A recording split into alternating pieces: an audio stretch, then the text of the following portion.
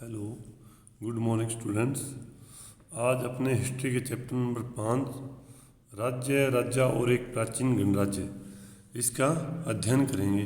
तो सभी बच्चे अपनी बुक्स निकाल लें और इस चैप्टर को साथ के साथ पढ़ें और ध्यान दें। सबसे पहले अपने शुरुआत करते हैं, कुछ लोग शासक कैसे बनते हैं, यानी जो राजा होते हैं वो कैसे बनते हैं। लगभग 50 वर्षों से हम अपने शासकों का चुनाव मतदान के जरिए करते आ रहे हैं।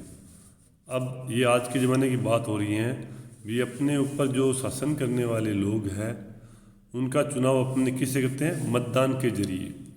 लेकिन बहुत पहले लोग शासक कैसे बनते थे, आज से पहले सोचें अपने, तो उस समय शासक कैसे बनते थे। हमने पिछले अध्याय 4 में पढ़ा था कि कुछ राजा संभवतः जैसे जन यानी लोगों द्वारा चुने जाते थे। कुछ राजा थे वो लोगों द्वारा चुने जाते थे, परंतु करीब 3000 साल पहले राजा बनने की इस प्रक्रिया में बहुत कुछ परिवर्तन दिखाई दिए हैं। 3000 साल पहले की बातें करें तो इस प्रक्रिया में अपने को बहुत ज़्यादा अंतर देखने को मिलेगा।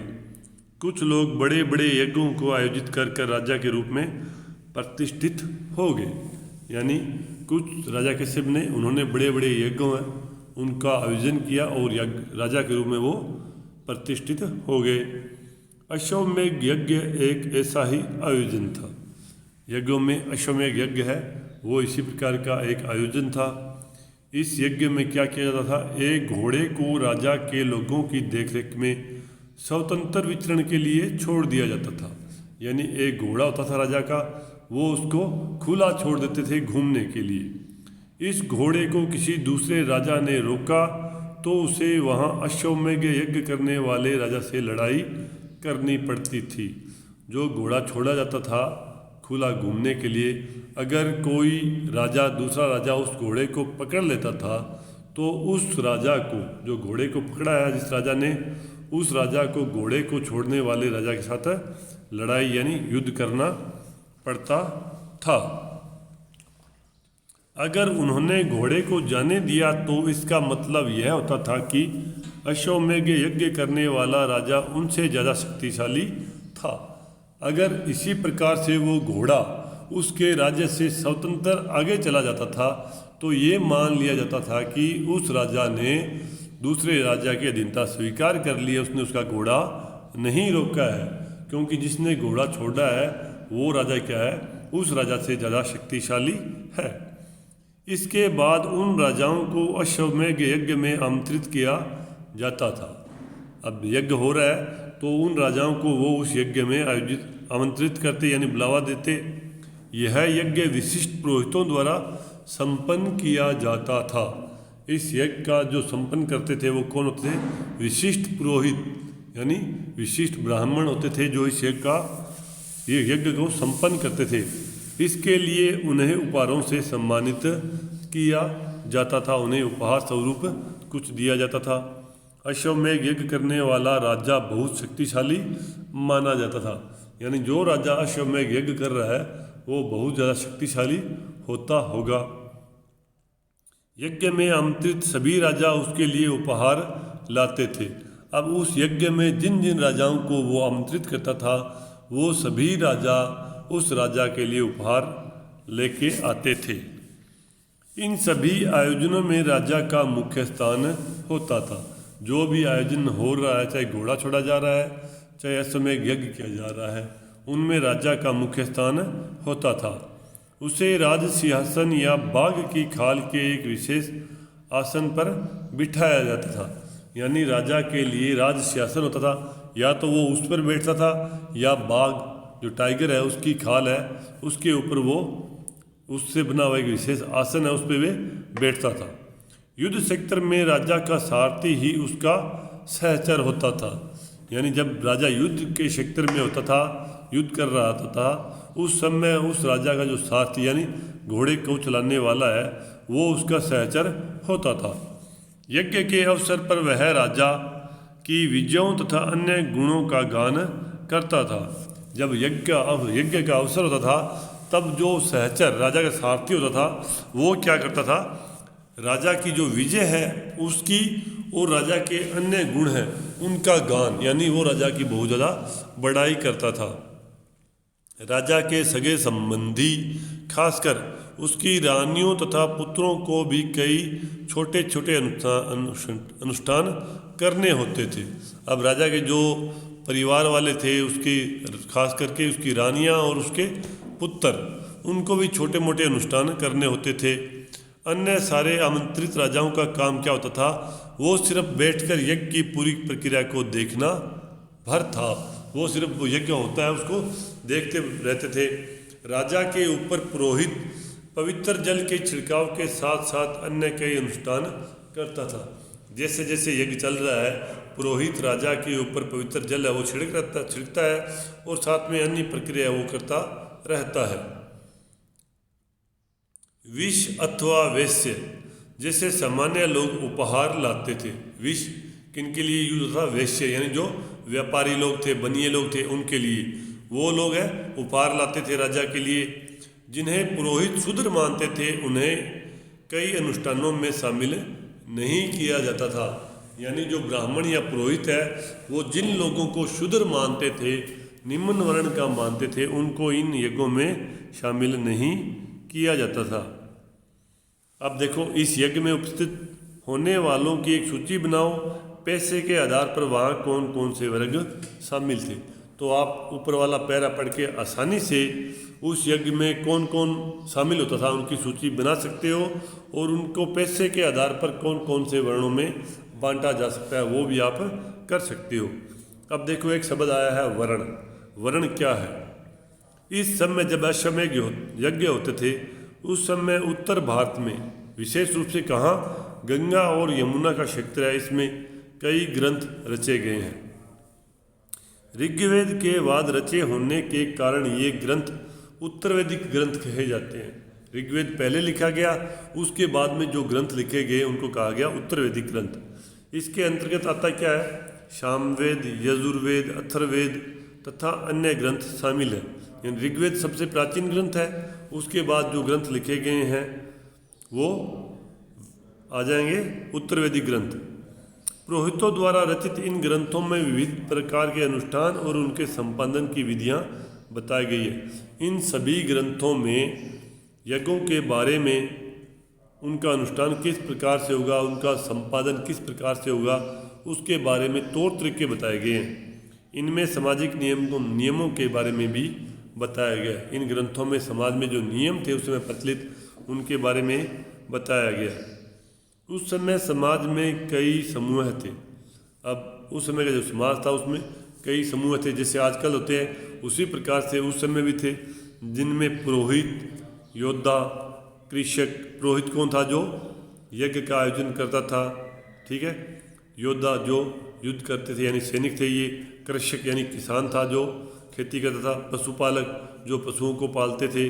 व्यापारी जो व्यापार करते थे। शिल्पकार जो कि वस्तुएं बनाते थे। श्रमिक जो कि मजदूर था। मछली पकड़ने वाले और जंगल में रहने वाले लोग शामिल थे। ये सभी लोग उस समय थे। ये उस समय समाज के कई वर्ग थे। जहाँ कुछ लोग पुरोहित तथा योद्धा वैभवशाली थे, वहीं कुछ कृषक और व्यापारी भी धनवान थे। अब देखो, इन समूहों में पुरोहित और योद्धा ये तो क्या थे? वैभवशाली थे। और कुछ किसान और व्यापारी है वो भी धनवान थे। दूसरी तरफ पशुपालक है, शिल्पकार है, श्रमिक है, मछली पकड़ने वाले हैं, शिकारी है और भोजन संग्रह के है क्या, निर्धन थे, गरीब थे ये। पुरोहितों ने लोगों को 4 वर्गों में विभाजित किया। 4 वर्गों में विभाजित किया। अब पुरोहित है, उसने सारे लोगों के लिए 4 कैटेगरियाँ बना ली, 4 वर्ग बना लिए, जिन्हें कहा गया वर्ण। क्या कहा गया? वर्ण।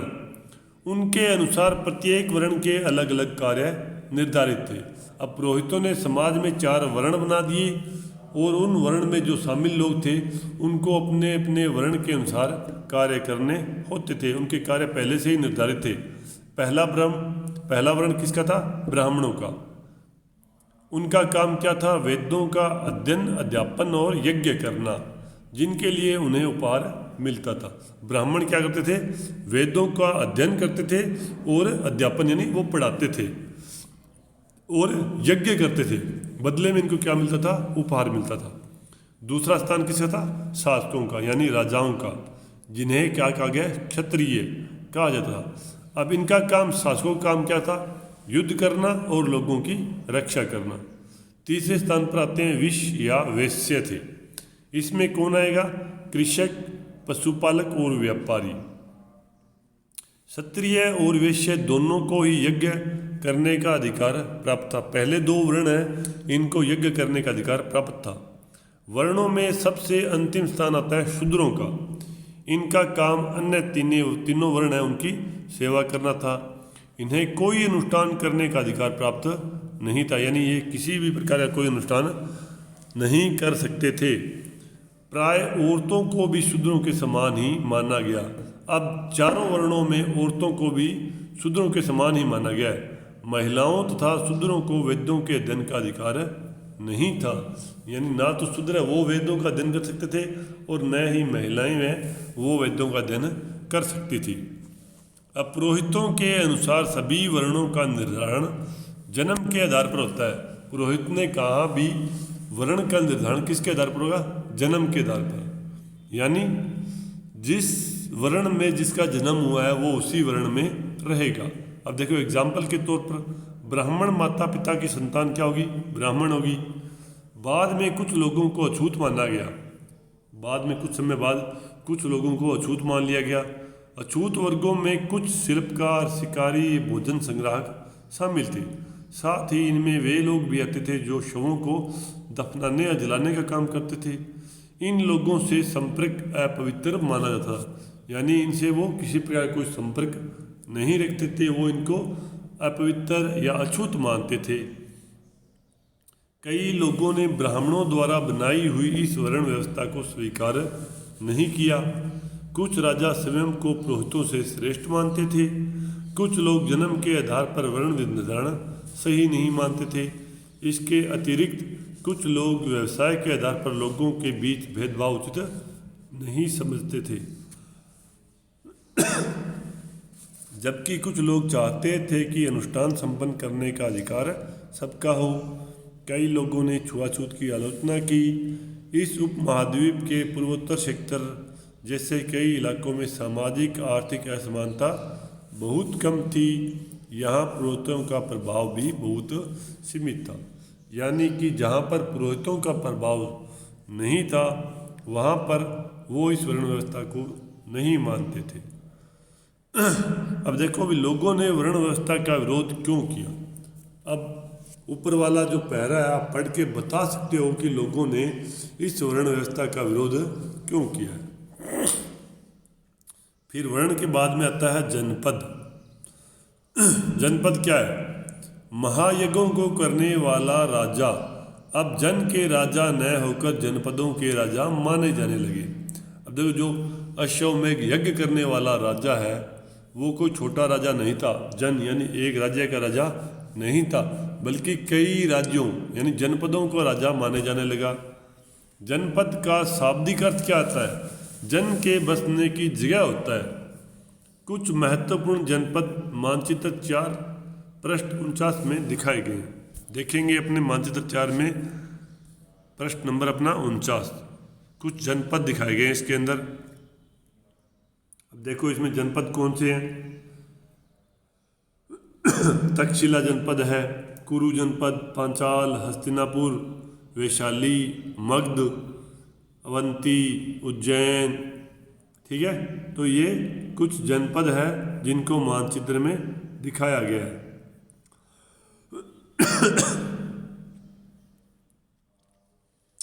पुरातत्वविदों ने इन जनपदों की कई बस्तियों की खुदाई की। पुरातत्वविद यानी जो पुरानी चीज़ों को खोजते हैं, उन्होंने जनपदों की कई बस्तियों की खुदाई की। दिल्ली में पुराना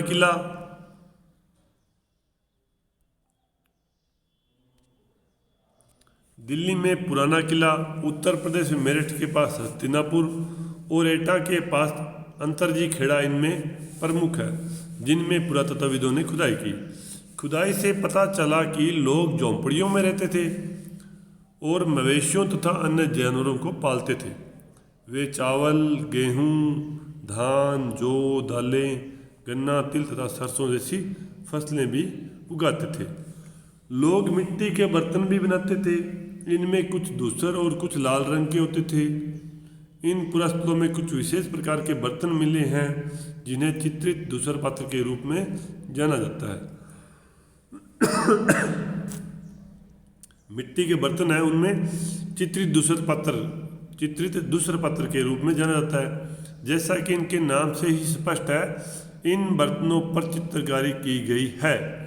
ये आमतौर पर सरल रेखाओं तथा ज्यामितीय आकृतियों के रूप में मिलते हैं।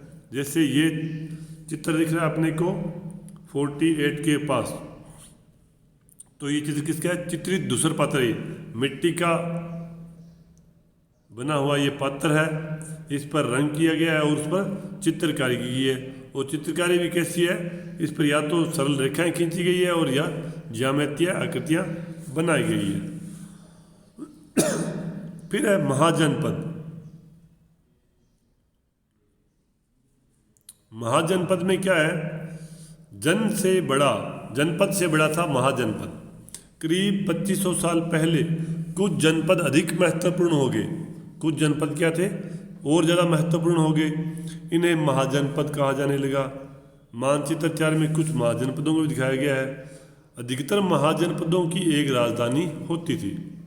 कई राजधानियों में किलेबंदी की गई थी, अर्थात इनके चारों ओर लकड़ी, ईंट या पत्थर की ऊंची दीवारें बनाई गई थी।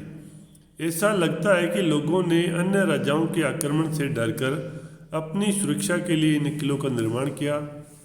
ये तो स्वाभाविक सी बात है कि अपने आप को सुरक्षित करने के लिए इन लोगों ने किलों का निर्माण किया था। कुछ राजा अपनी राजधानी के चारों ओर विशाल, ऊंची और प्रभावशाली दीवार खड़ी करके अपनी समृद्धि यानी वो कितना धनवान है और कितना शक्तिशाली है उसका प्रदर्शन करते थे। इस तरह से किले के अंदर रहने वाले लोगों और उस सेक्टर पर नियंत्रण रखना भी सरल हो जाता था। यानी उसको चारों ओर से दीवार बना दी गई है, किलेबंदी कर दी गई है, तो उसके अंदर रहने वाले लोगों पर नियंत्रण रखना भी आसान हो जाता था। इस तरह की विशाल दीवार बनाने के लिए व्यापक योजना की आवश्यकता थी। पहले कोई योजना बनाते थे और लाखों की संख्या में ईंटों तथा पत्थरों का इंतजाम करना पड़ता था। हजारों स्त्री, पुरुषों और बच्चों ने इनके लिए अथक परिश्रम किया होगा। इसके लिए संसाधनों की आवश्यकता पड़ती होगी। ऐसा तो नहीं है भी आसानी से दीवार बन जाएगी। बहुत बड़ा जो नगर महाजनपद है उसकी चारों ओर दीवार बनानी है, तो ये आसान सा काम नहीं है। इसके लिए हजारों लाखों मजदूरों की आवश्यकता है और उतने ही सामान की आवश्यकता है। तो इसके लिए पहले से ही योजना बनाते होते थे वो। अब राजा सेना रखने लगे, तो उसके बाद राजा क्या है, वो सेना भी रखने लगे। सिपाहियों को नियमित वेतन देकर पूरे साल रखा जाता। अब सिपाही थे वो, उनको नियमित वेतन मिलने लग गया और पूरे साल वो नौकरी करते थे। कुछ भुगतान संभवतः आहत सिक्कों के रूप में होता था। आहत सिक्का पृष्ठ संख्या 84 पर चित्र है। आहत सिक्का उस समय की मुद्रा थी, तो उसके रूप में होता था। इन सिक्कों के बारे में अपने बढ़ेंगे लेसन नंबर 8 में। तो आज अपने करेंगे इतने तक ही। आज अपने पढ़ा है 3 बातें। सबसे पहले अपने पढ़ा है कुछ लोग शासक यानी राजा कैसे बने थे। फिर पढ़ा अपने वर्ण व्यवस्था क्या थी, वर्ण कितने थे, कौन से वर्ण में कौन कौन से लोग आते थे, जनपद क्या था और महाजनपद क्या था। तो आप सभी बच्चे अपनी बुक्स में यहाँ महाजनपद तक पढ़ना और इसको याद करना, और जो इसमें आपको इम्पोर्टेंट लाइनें लगे उनको अंडरलाइन करके याद करना है। तो आज के लिए इतना ही। Thank you.